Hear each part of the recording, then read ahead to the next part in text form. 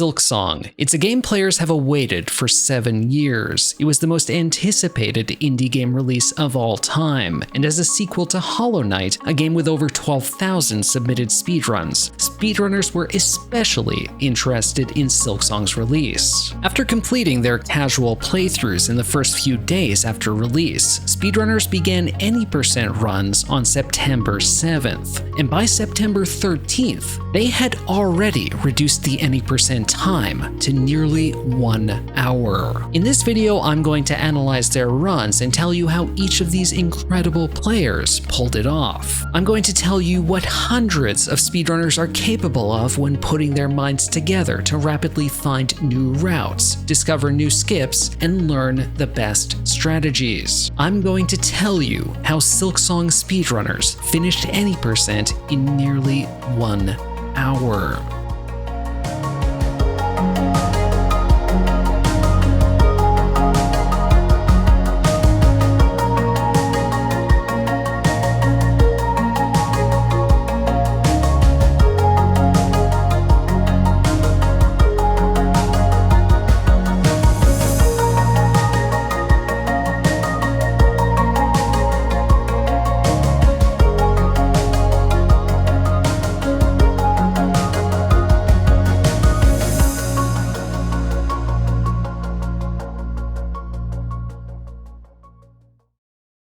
First, I'd like to thank the sponsor of this video, ExpressVPN. Guys, online privacy and safety is important, and if that's something you value, ExpressVPN can help. ExpressVPN routes all of your traffic through their secure servers, ensuring that your ISP can't sell off your data and browsing history, which, if you didn't know, they are legally allowed to do in the US. ExpressVPN also allows you to unlock regional content restrictions on services such as Netflix, Disney+, Hulu, Prime Video, and more. I use ExpressVPN to watch The Great British Bake Off, and because I don't want data brokers profiting off of selling my data. So why ExpressVPN specifically? Well, faster speeds, 24/7 customer support, an identity defender, a password manager, up to 14 different devices per subscription, trusted server technology, and an optional add-on for a dedicated IP address. So scan the QR code on screen, click the link in the description, or go to expressvpn.com/fireborn and find out how you can get up to 4 extra months. But with that, let's get into the video. When players open Silksong for the first time, they're tossed into the Moss Grotto. Hornet has lost all her abilities and must regain them by collecting them throughout the map. In most players' first playthroughs, their Act 1 consists of collecting those abilities, and then opening up the Grand Gate where they fight the last judge to enter Act 2. A very small number of players may, however, have found a secret path into Act 2. Using this breakable wall in Sinner's Road, they can enter an optional puzzle area called the Mist. This area leads them to a hidden boss called Phantom, where they can enter the second act. It's a route that skips the Grand Gate quest and the Last Judge entirely, but at the time, players weren't sure how they should perform the route, because surprisingly, speedrunners discovered that the entire game was beatable without Drifter's Cloak, a route termed cloakless. They found that the only spot in the entire game where Drifter's Cloak was completely mandatory was here, on the route to Clawline. But a few clever runners found that the smallest piece of geometry sticks out of the wall, allowing them to precisely wall jump up and skip getting Drifter's Cloak entirely. There's still one question though. How do players ascend from the early game zones to the second layer without Drifter's Cloak? They found one of two ways, either by purchasing a simple key and navigating through wormways, a route termed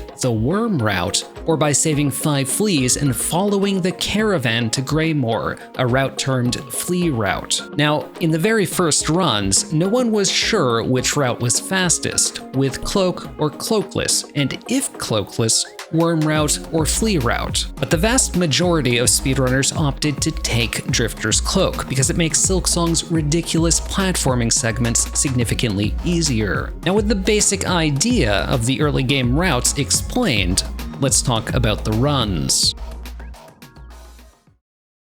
The first recorded Silksong any % run was performed by Onaku on September 7th, our first day of players speedrunning the game, which was 3 days after release. The run clocked in at an impressive 2 hours and 16 minutes. It's no surprise for anyone who knows Onaku. He's an experienced speedrunner from the Sonic and Zelda speedrunning communities. He's achieved the any % world record for Twilight Princess HD, numerous world records for Sonic Frontiers, and he's also earned solid times in Hollow Knight for the any % and True Ending categories. When Onaku's run starts, the first thing you'll notice is he continually uses the game's diagonal pogo movement to boost himself forward, a technique I'll term pogo boosting for brevity's sake. On totally flat ground, players move approximately 25% faster using this tech. Onaku takes the loop through the Marrow past the Flea Caravan to get Silk Spear and fight the Bell Beast. He enters Deep Docks to get Swift Step, defeats Lace, and picks up the quest to get Drifter's Cloak.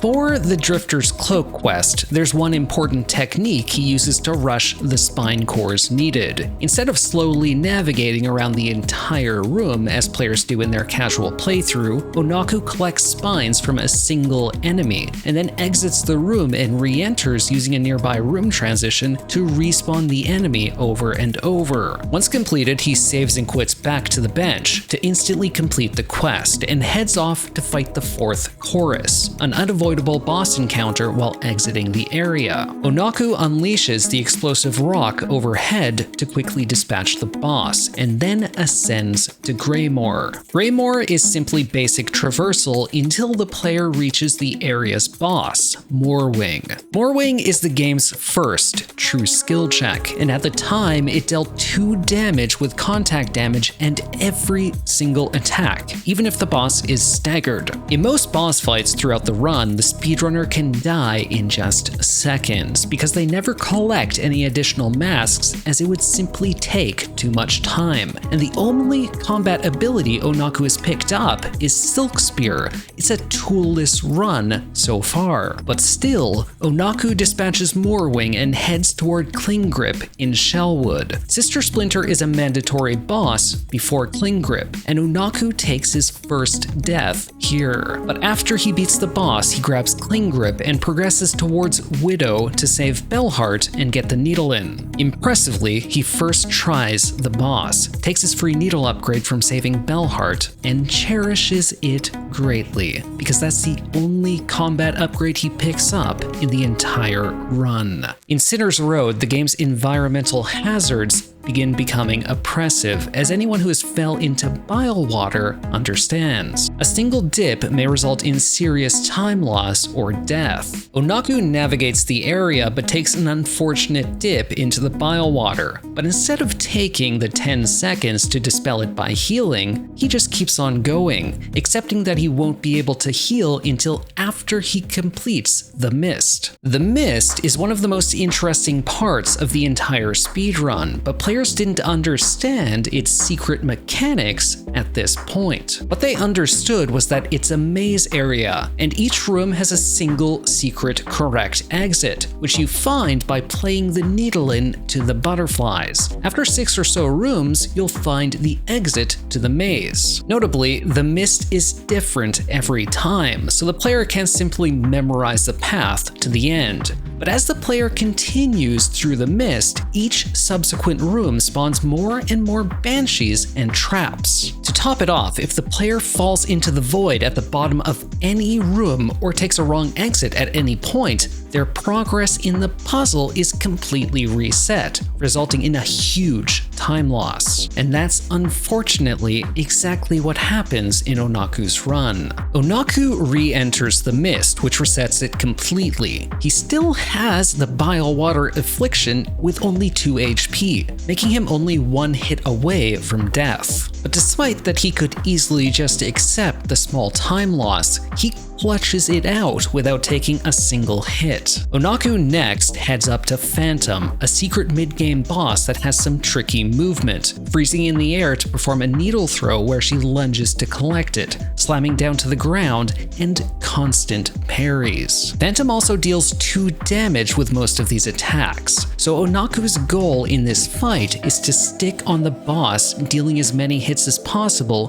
without triggering parries or dying, and he does so on his first try, granting him entry to the Grand Bellway. For defeating Phantom, players get the parry ability, which deals up to 2.4 times needle damage in an area of effect whilst evading an attack. In the run, players are able to choose between parry or Silk Spear, which deals 3 times needle damage in a straight line. Onaku chooses Silk Spear. Unlike Act 1, which has a variety of routes, Act 2 is fairly linear, but the difficulty ramps up to 10.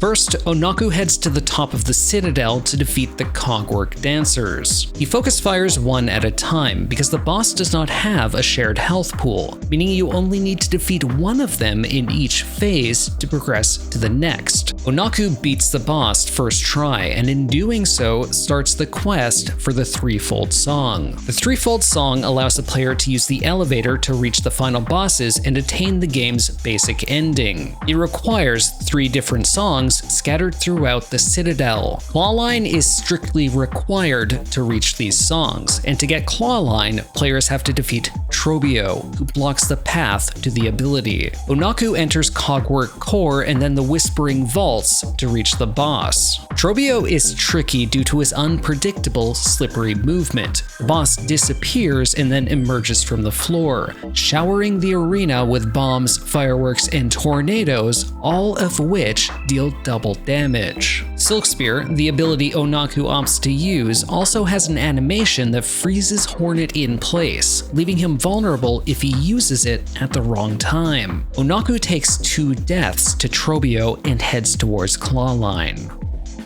After Clawline, players simply grab the nearby Sacred Cylinder and backtrack through the Whispering Vaults to hand the cylinder to Vaultkeeper Cardinius and learn the first part of the Threefold Song. With 1/3 of the quest complete, Onaku heads to the Upper Cogworks Core, a small area akin to the White Palace from Hollow Knight, and Onaku simply takes the intended route through the area. At the end is a puzzle requiring the player to hit levers and connect the musical notes displayed on each device. Speedrunners, however, discovered that these devices spawn with the same pattern every run, meaning they simply mapped out the number of hits for each lever, allowing them to quickly collect the second part of the Threefold Song. Onaku heads to the High Halls, an area that's a mix of tricky platforming and combat. Because this area is completely linear, there's not any potential for skips, but the platforming isn't even the main challenge of High Halls. It's the High Halls Gauntlet. Runners commonly call High Halls Gauntlet HHG for short. It's like Trial of the Fool on steroids, and needless to say, it's not meant to be fought with only 1 needle upgrade, no tools, and the starting crest. Onaku dies once on one of the late waves and then retries, reaching the final wave, composed of 2 mini-bosses at once, which perform attacks with huge areas of effect. In his second attempt, this is what happens.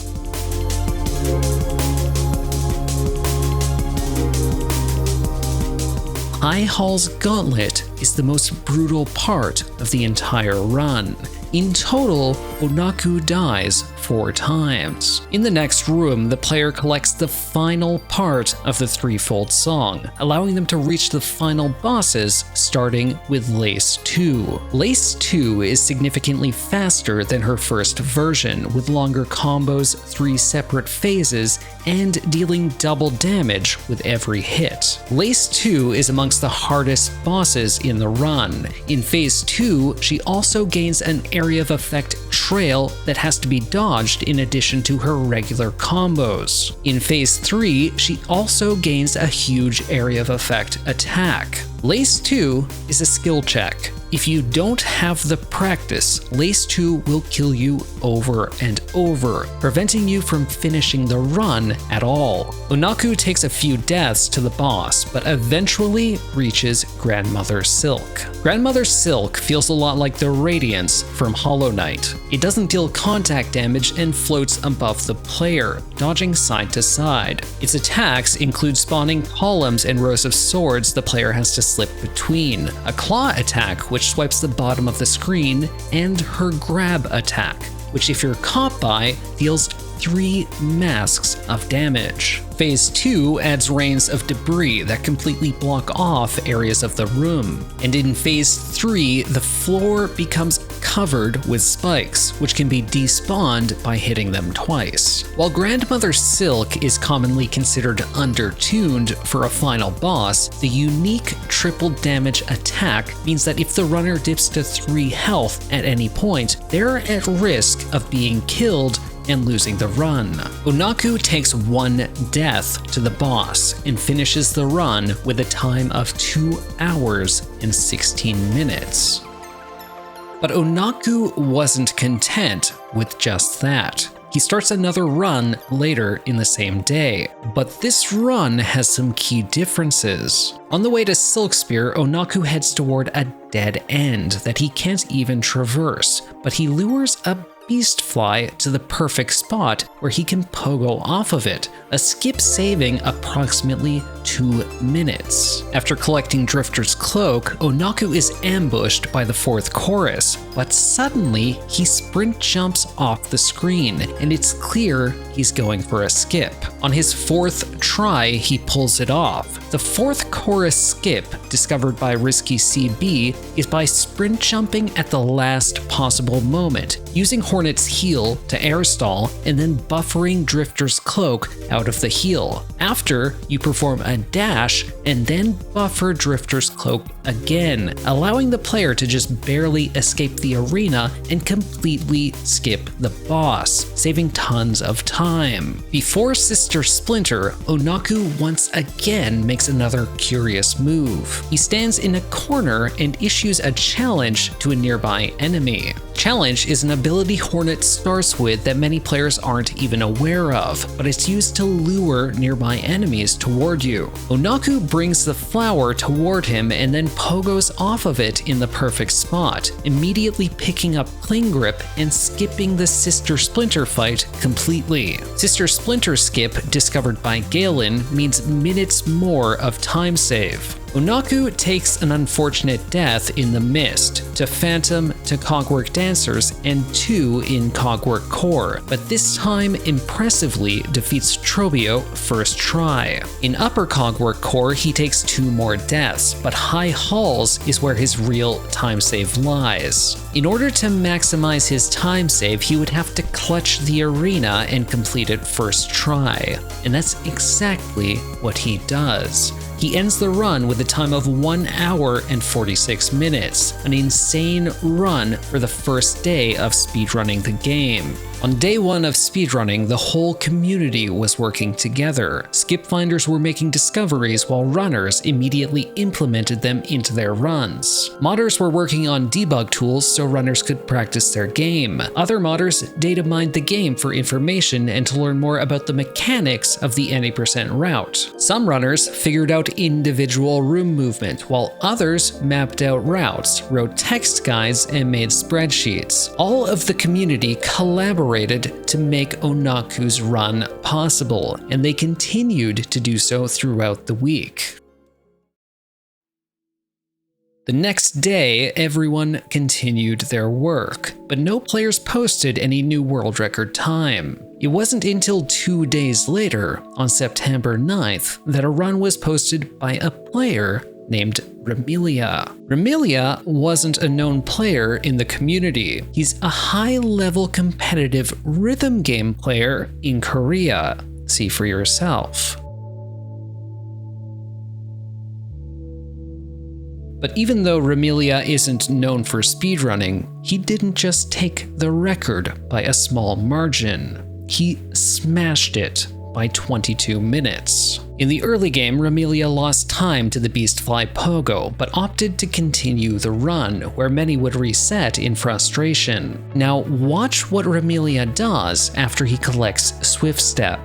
This is a technique of repeatedly jumping and then dashing as fast as possible. It's because if the player performs an airborne dash, and after that dash the player lands, they can jump again and then instantly dash. By using this technique, players can move roughly 6% faster, and Remilia, with his impressive mechanical skill, completes the 4th chorus skip on his first try. In this run, Remilia impressively defeats the Widow without a single death in the run. But Sinner's Road is a tough area. Near the top, Remilia is continually body blocked by a single flying enemy and takes an unfortunate death. After returning, Remilia makes his way past and ultimately finishes Act 1 with just 1 death. Unlike Onaku, Remilia uses the parry ability in Act 2, and against Cogwork Dancers, he takes advantage of the clear telegraphs to jump in the way and parry their attacks. Similarly, in the Trobio fight, Remilia uses the parry against Trobio's Tornado attack, an attack that's otherwise quite tricky to punish, and he finishes the boss first try. In Upper Cogwork Core, Remilia shows off some creative movement, using Claw Line to bounce off the saw blades upwards, skipping entire sections of the room and completing the area deathless. Sadly, he takes an unfortunate double hit on the way to High Halls and respawns all the way at the top of Cogwork Core. In the High Hall Gauntlet, his usage of parry against the mini-bosses in the final wave helps out significantly. It's a get out of jail free card when the enemies have you cornered. After finishing High Hall Gauntlet Deathless, Lace Deathless, and Grandmother Silk Deathless, Remilia ends the run with an incredible time of just 1 hour and 24 minutes. Remilia's time was amazing, but players were racing to lower their times as much as possible. Remilia's 1 hour and 24 minute time went uncontested for the rest of the day, but the next day, on September 10th, Blue SR had something to say. Blue is a well-known speedrunner who's achieved top times in the 112% all Pantheon bosses category, one of Hollow Knight's most competitive runs. But Blue joined the community years after Hollow Knight's release and had to compete against many unbelievably talented runners who also had more experience playing the game. When Silksong released, Blue wanted to compete from the very start, and that's exactly what he did. Blue starts the run, saving a significant amount of time on Moss Mother. He does it by luring the boss to move to the right. After her first attack, she always charges up into the ceiling, and on the right, the ceiling is significantly lower. This allows the player to easily reach the boss and deal more damage. Blue saves nearly 10 seconds on the split, and beside the Silk Spear room, curiously picks up a sellable relic for later in the run. After Lace 1, Blue is already over a minute ahead of Remilia's world record. Interestingly, when Blue reaches the 4th chorus, he sprint jumps off the platform without any silk to perform a heal. He's trying to perform a new version of the skip called Heelless 4th Chorus Skip, but it's extremely precise, and he doesn't quite make it to the platform. After farming silk off the boss, he gets the skip using a heal in the next try. Blue then takes another detour from the route other players are using and grabs the Warding Bell, a tool similar to Baldur Shell in Hollow Knight. It grants a protective shield while the player heals. This is the first time a player has used a single tool in the run. Blue showcases a small optimization against Moorwing. When the Silk Spear hits a wall behind an enemy, it retracts into the player's hand much faster, saving a small amount of time whenever it's performed. In the Widow segment, Blue also intentionally damage tanks these double damage giant bellflies to just barely skip a cycle and save a few seconds on the way to the fight. After defeating Widow, Blue talks to the Relic Seeker in Bellheart to sell the relic he collected earlier, and he purchases the Bellheart Beast Station. Now, watch what Blue does in the third room of the Mist, and tell me what you see.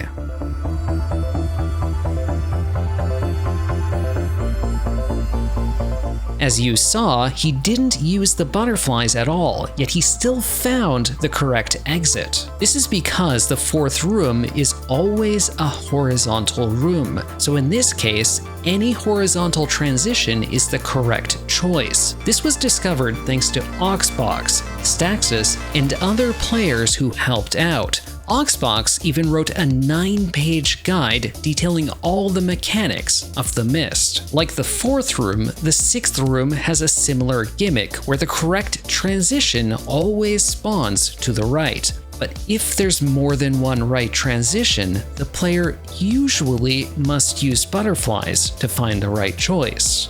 But in his sixth room, Blue's room is actually one of the Mist layouts which has 2 right transitions, and because Blue entered from one of them, that transition is ineligible to be the correct exit, meaning Blue could simply go straight to the other right transition. After completing the Mist, Blue enters Act 2 deathless in just 37 minutes, an insane pace. In Cogwork Core, Blue touches a saw blade, and some players might notice something odd. The saws only deal 1 damage, whereas before they dealt 2. That's because Team Cherry released a new patch which speedrunners switched to. However, with this patch, Team Cherry also made the cloakless route completely impossible by removing the geometry from the wall. Because runners decided to run on the latest patch and they were using the cloak route anyway, for now cloakless is abandoned as a potential route for any percent. Back to the run, just before Trobio, Blue collects a pale oil. He's going for a second needle upgrade, and he takes the Bell Beast to Bellheart to do so. This boosts the needle's damage from 9 to 13, and remember, Parry, Silkspear, and even Clawline scale with the needle's damage. He returns and dispatches Trobio with his new upgrade. Blue unfortunately takes a death at Clawline, but he's still way ahead of the world record. In High Halls, however, he takes a huge death, respawning all the way on the opposite side of the Citadel, but he makes up for it by completing High Hall's Gauntlet deathless. In Upper Cogwork Core, however, watch what happens after Blue drops to just 1 HP.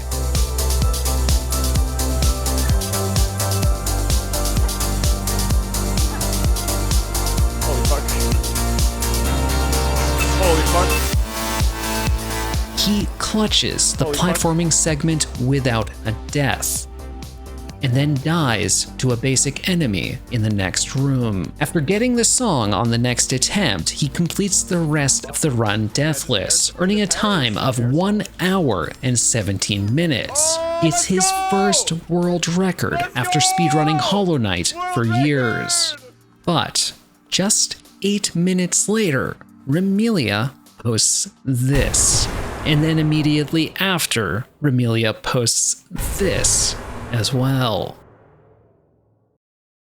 Let's talk about the third world record of the day, which was Remelia's second. This time around, Remelia adopts Blue's strategy of getting a second needle upgrade. Later, he also grabs the warding bell on the way to Drifter's Cloak. You'll notice how each new world record builds upon the previous. Throughout the early game of the run, Remelia showcases his excellent movement skills for being just a couple days into running the game. All his years of experience as a high-level rhythm game player means finding the rhythm of the movement in Silksong is child's play for him. In the Mist, in his fifth room, he's attacked by a group of banshees while at only 1 HP. Remelia makes a snap decision to run away into a nearby transition without knowing if it's correct or not, a 1 in 4 chance of success. He won't know whether it's a success or failure until he proceeds further. Now remember that the final room has to be entered from a right transition. transition, and if the player enters a room from the right and there's no other right transition in that layout, that means the exit cannot spawn, and the runner is forced to traverse an extra room. The room Remelia enters only has one right transition, and that's where he entered from, so he finds the butterflies, and the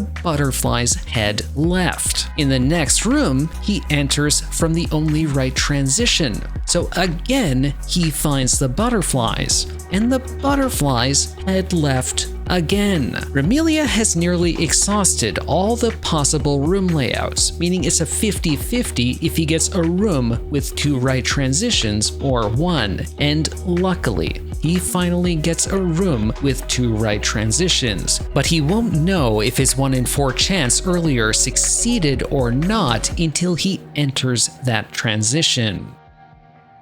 And with that, his nightmare in the mist ends. Despite the lost time, Remelia defeats Phantom and finishes Act 1 deathless. After Cogwork Dancers, Remelia is 34 seconds behind Blue's personal best. Next, he soundly defeats Trobio, progressing to Upper Cogwork Core where he shows off some new creative routing with the claw line, although he struggles a little to pull some of it off. In High Hall's Gauntlet, Remelia is on the verge of completing the world's first fully deathless any percent speedrun, but unfortunately the pressure got to him, and he takes his first and only death.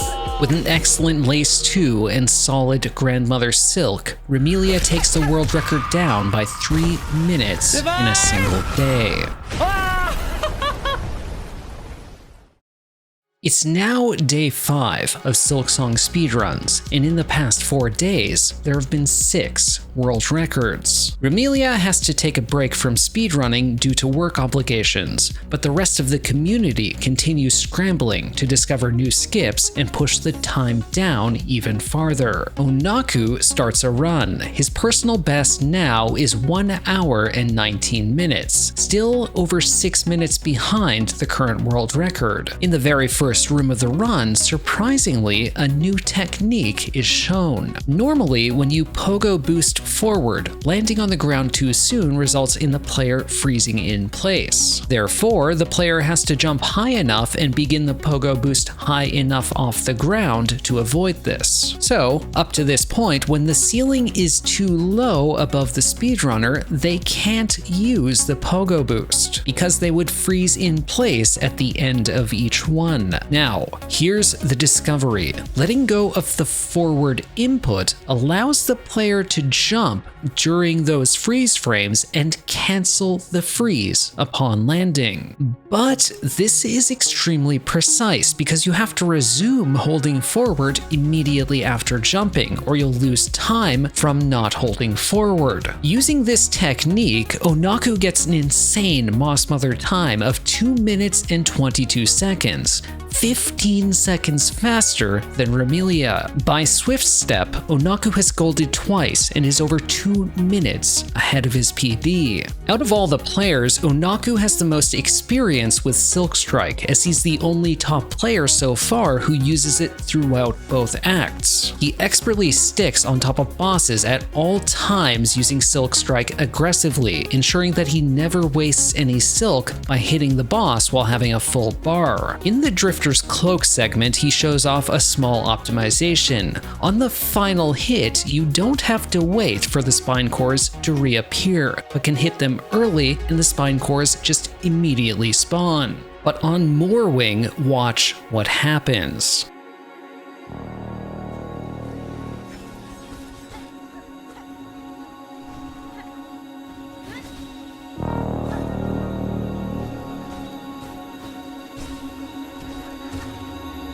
Despite being at 1 HP, Onaku still plays aggressively, spending silk on attacks rather than healing, and he barely clutches it out. Still, he's lost a significant amount of time, and to make matters worse, he gets absolutely bullied on the way to Cling Grip, finishing the split way behind. In the Widow fight, Onaku showcases a new punish, dash attacking the boss and immediately following up with another slash. Normally, a dash attack wouldn't be the optimal choice because it's quite slow, but being able to follow up with another immediate attack makes it quite a bit stronger. And Onaku clutches yet another boss fight with just 1 HP. Needless to say, it's been a stressful run. In the mist, Onaku enters the 6th room from the right, but luckily rolls a layout called Mist_08, which has 2 right transitions, so he enters the other right transition to exit the mist, and after Phantom, he completes Act 1 deathless. In Act 2, Onaku also routes in the second needle upgrade like the other runners, but opts not to use the warding bell for safety. His main time save is at Trobio, and he pulls it off. He pushes forward eventually to High Hall's Gauntlet, but Onaku amazingly makes it look trivial. It's because he's clearly practiced using Silk Spear to great effect against each wave. But on the second to last wave, this happens. Onaku lives by the skin of his teeth and finishes the arena deathless, finishes Lace deathless, and Grandmother Silk oh my God, we deathless. did it. Holy shit. Oh, what a run, dude. Oh my God. That's a world record. I am so happy. It's the first fully deathless run of Silksong any percent, with a time of 1 hour, 10 minutes, and 29 seconds, beating Ramelia's world record by 3.5 minutes. For Silksong, a brutally difficult game that many Hollow Knight fans struggle to even complete, it's insanely impressive to beat the entire game deathless while on minimal upgrades on just the 5th day of speedrunning. But Blue SR wasn't satisfied with only holding the world record for 8 minutes. On day 6, September 12th, Blue started a run. In Moss Grotto, Blue notably uses precise pogo boosts into the weakness cutscenes, saving a few seconds of time. At the Bell Beast, Blue uses a large bell in the background for a visual cue to free the boss with a Silk Spear from the farthest distance possible, and he attempts to perform a quick kill strategy, but unfortunately doesn't quite manage to pull it off. The Bell Beast's transition to its second phase wastes over 10 seconds because the player can't hit the boss at all. But Jackman Marcus discovered a consistent first phase kill strat. You count the damage dealt to the boss, bringing it to exactly 80 HP. Then on the next run or jump attack, performing an optimal damage rotation will always kill the boss, but it's incredibly hard to pull off. After a scary finish to the Lace 1 fight, Blue is on a great early game pace. Before the 4th chorus, Blue actually enters a hidden area to gather Silk so he doesn't have to waste time hitting the boss. Now, throughout the run, Blue has started using another optimization also found by Jackman Marcus. After you nail slash, there's a period of time where you can't use the Silk Spear, but by turning around immediately after the nail slash, the game allows you to Silk Spear slightly sooner. Performed optimally, the technique saves up to 10 frames. In Sinner's Road, Blue enters Hell Room, but then suddenly dashes back out again. That's because Blue is resetting the flying enemy's position to perform a pogo skip to completely skip Hell Room. It's called Chalamet skip, as the enemy says Chalamet whenever it throws spikes. And after a damageless gold split in the mist, and another gold split to Phantom, Blue is on his best pace ever. But on Cogwork Dancers, this happens. Parry skill. Right there I took an accidental hit. A little bit of a fumble, another fumble. They actually deal 2 in contact damage. And I keep fumbling, and now I am 1 hit away from dying. So I was quite panicked. Is this going to be the moment where I throw this incredible pace away? And oh my gosh. Blue manages to recover and finishes the fight, but it's clear that he's nervous, and that nervousness continues into the Whispering Vaults arena. He loses a minute to this death, and against Trobio, his nerves strike once again. Right there. Oh, it's just complete terrible. This fight I played it so badly, and I was just, please die, Trobio, I'm so nervous.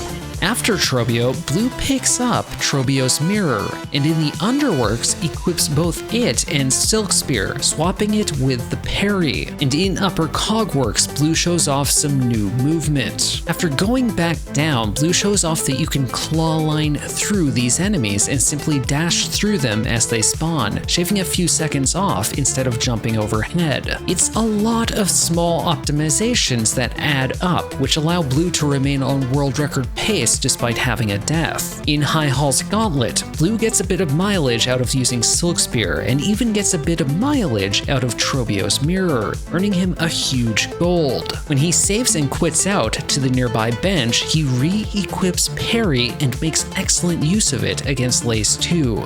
But at the end of the fight, watch what happens. We heal. Oh my god. Oh my god. Oh, I'm so nervous. Oh, I'm so nervous. After that, Blue defeats Grandmother Silk and finishes with a new world record of 1 hour, 8 minutes, and 15 seconds. And unlike his previous record, he would keep it for the rest of the day. Holy shit, I did it. Oh my god.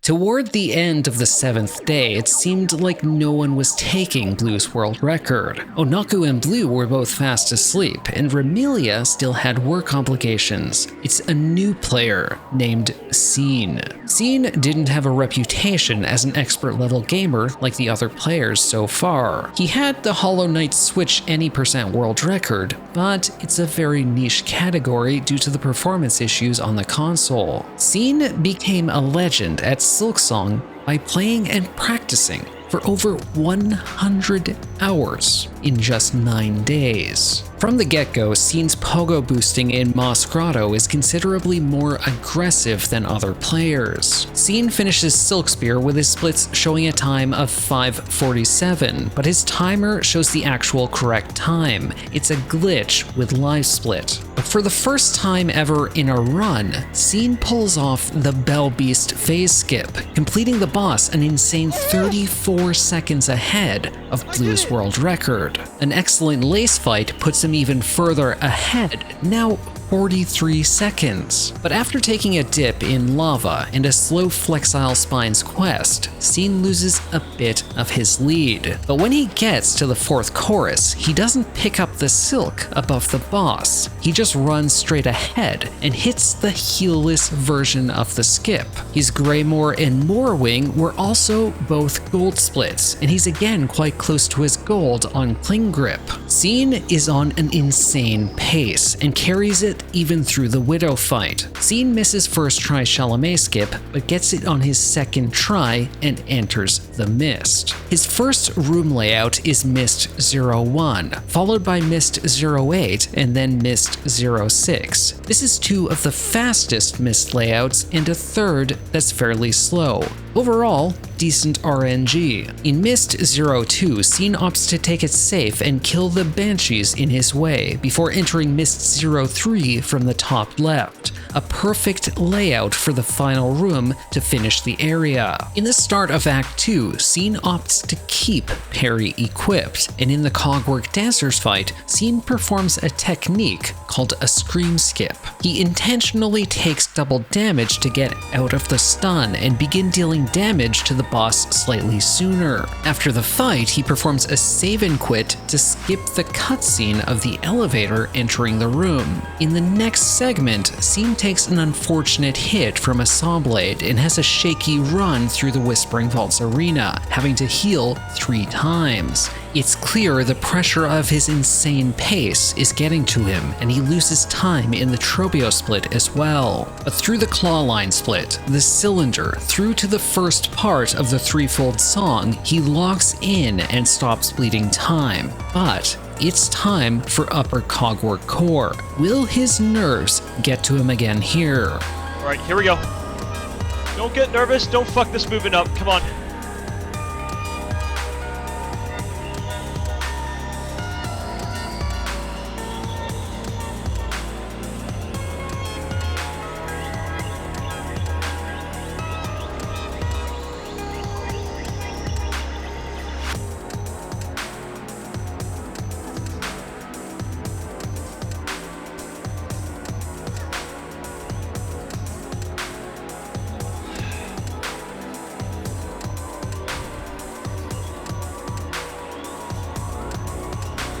Alright, unlucky. We have good respawn. Fine. Come on!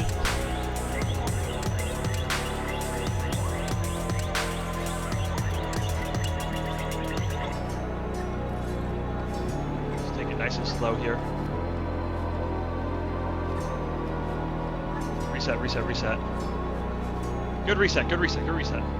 Scene unfortunately bleeds a bit more time from minor mistakes and playing safe, but the run is still going, and he enters high halls. A small optimization, dashing straight through the enemy as it spawns in to reach the grapple hook sooner. After a solid high halls, Scene equips Silk Spear and enters high halls gauntlet, the biggest choke point of the run. In the wave before the mini-boss, Scene cleverly uses Trobeo's mirror to damage the flying enemy as well as destroy its minions. And after a great final wave, he's finished the arena, not only keeping his composure, but also golding the split. Scene keeps Silk Spear equipped for the Lace 2 fight, using it to deal huge chunks of damage to the boss, and after numerous close calls, he finishes the fight first try. In the Grandmother Silk fight, he gets caught by her grab attack, putting him at risk of death, but luckily staggers the boss immediately after, allowing him time to heal up, and he finishes the rest of the fight with hardly any trouble at all, earning him a time of 1 hour, 6 minutes, and 48 seconds. It's a world record by a minute and a half.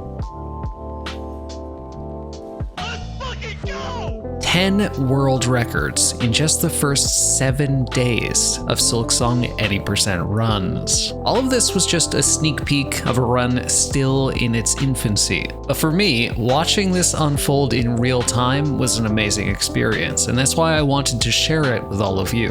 Hopefully it inspires some of you to get involved in the speedrunning community, whether it's as a speedrunner, modder, strat finder, run verifier, moderator, or just a viewer. We'd love to have you. By the time you're watching this video, these runs, of course, will have been beaten many times. But with Silksong 80%, the sky is the limit. When runners begin nearing the skill ceiling, the gameplay will be absolutely breathtaking. Thanks to all the players for giving me their blessing to use their footage. I really appreciate it. They all stream, and I'll link their channels in the description. I'm also going to be streaming speedruns of Silksong 80% on YouTube and Twitch myself, and although I'm not as good as these players yet, I have hopes of joining the world record history list myself eventually. Take care, and thanks so much for watching.